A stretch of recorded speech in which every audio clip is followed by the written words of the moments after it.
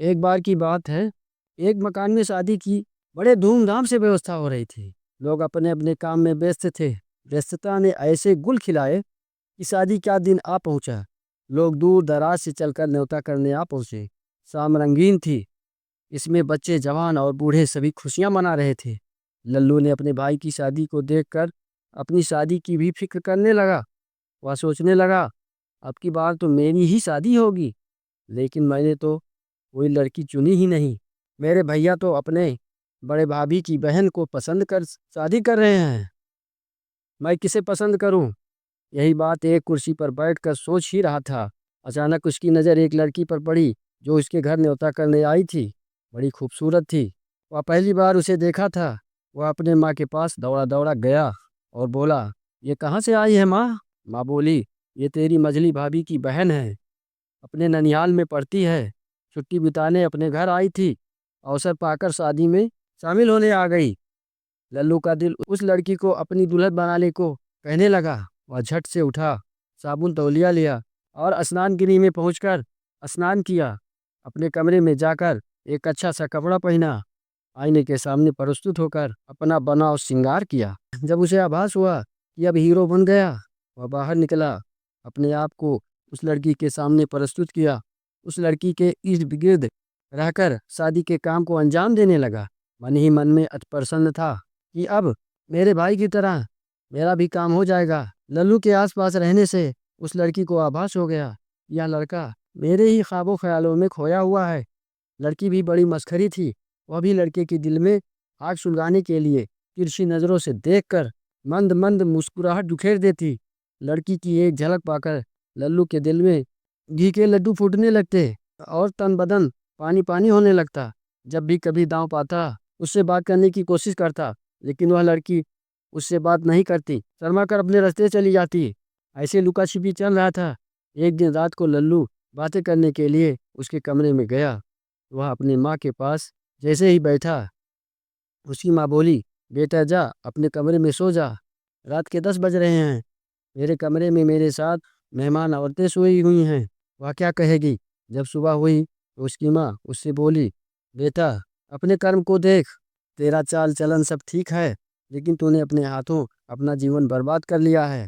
तेरा गुटखा खाने से चेहरा बिगड़ गया, शरीर सूख कर काटा जैसे हो गया है। तेरी सुंदरता को गुटखे की पुड़िया ने बिगाड़ रखा है। जो भी रिश्ता जोड़ने आता है तुझे देखकर भाग जाता है। बेटे तेरी मनसा शादी करने की है, वो मैं समझ रही हूँ। जब से तूने अपनी मझली भाभी की बहन को देखा है, तू उससे शादी करना चाहता है। बेटा तेरे चाहने से सब कुछ ठीक हो जाएगा, लेकिन तू बड़ा अहमक है। शादी करना चाहता है और गुटखा खाना बंद नहीं करता। तेरी दवाई में मैंने कितने रुपए फूंक दिए, फिर भी तू नहीं समझता, अपनी मनमानी करता है। आज कान खोलकर मेरी बात ध्यान से सुन ले। अगर गुटखा को आज से तू त्याग दे तो तेरी शादी अगले साल हो जाएगी। अभी भी मौका है, सुधर जा। डॉक्टर मुझसे कह रहा था, मेरी दवा काम तभी करेगी जब यह गुटखा खाना बंद कर दे। साल भर में इसकी तंदुरुस्ती पहले जैसी ही हो जाएगी। और अगर गुटखे से तेरा बेटा बाज ना आया तो कब क्या हो जाए मैं नहीं जानता। अभी तो गुटखे का असर शरीर के ढांचे पर है।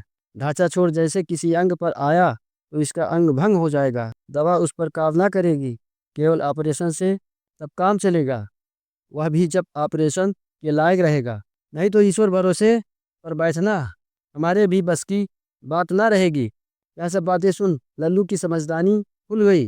अब उसे एक और भयंकर बीमारी हो जाने का डर सताने लगा और दूसरी तरफ अपने भाइयों के जैसा घर बसाने की चिंता उसे सताने लगी। वह अपनी माँ से उसी समय प्रण लिया, मैं आज से कोई नशीली चीज चाहे गुटखा हो या धूम्रपान, मैं उसे हाथ ना लगाऊंगा। जान है तो जहान है, नहीं तो यह शरीर कूड़ेदान है। उसकी यह प्रण देख माँ अति प्रसन्न हुई।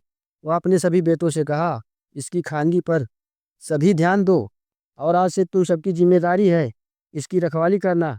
कौन पता यह चोरी चोरी धूम्रपान करता रहे। माँ को पुनः विश्वास दिलाते हुए लल्लू ने कहा, आज कह दिया तो कह दिया, सारी उम्र धूम्रपान के करीब ना जाऊंगा। लल्लू की प्रतिज्ञा के साल बीतने के बाद वह पुनः पहले जैसा हो गया। अब उसके घर रिश्ते आने लगे। रिश्ते आते देख लल्लू एक दिन अपने मझली भाभी के पास गया और बोला, मुझे तेरी बहन पसंद है। उसी से मेरी शादी करवा दे। उसकी भाभी बोली, शांत रह, पहले मैं अपने माता पिता से राय मिला लूँ। जब उसने अपने माता पिता से पूछा तो उन्होंने लड़के की फोटो मांगी। सारे घर वाले देखे, लड़का पसंद आ गया। पसंद होते ही लल्लू के मन में खुशी की लहर दौड़ गई। उसे अपने भाई के शादी के दिन याद आने लगे।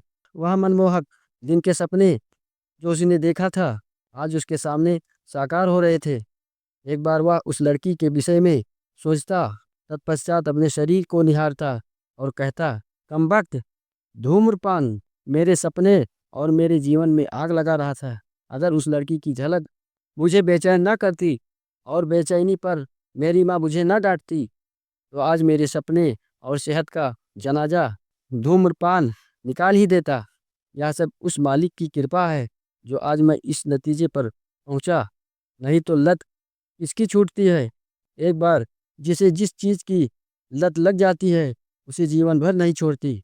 प्यारे दोस्तों, अच्छी चीज़ों की लत लगाओ, उसमें फ़ायदा ही फ़ायदा है। गलत चीज़ों की लत से कोसों दूर भागो, उसमें घाटा ही नहीं, कभी कभी जीवन भी खतरे में पड़ जाता है।